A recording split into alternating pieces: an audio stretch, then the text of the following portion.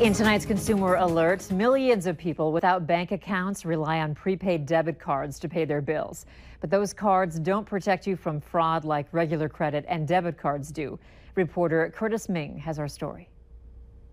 Living without a bank account, Alvin Prasad has his paycheck directly deposited onto a prepaid debit card. But when he went to access his money, I felt sick to my stomach. He says somebody fraudulently drained his card, leaving him with no way to pay his rent. I'm going to get kicked out. I'm going to have to find a new place to live.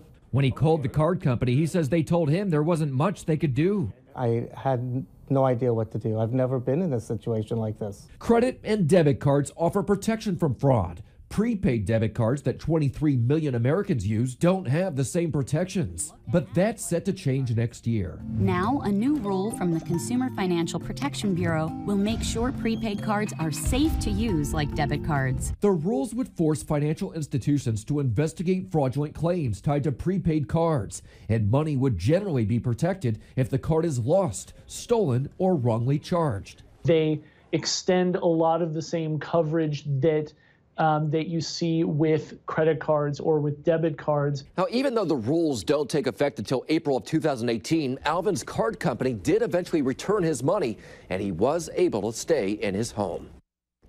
Alvin isn't sure how criminals were able to drain his account. Those new rules were supposed to take effect in October of this year, but were pushed back 6 months to give the industry more time to comply. Members of the University of Minnesota Athletic Department make a visit to Perham, Minnesota, what the Golden Gophers have in store this year, a little later in sports.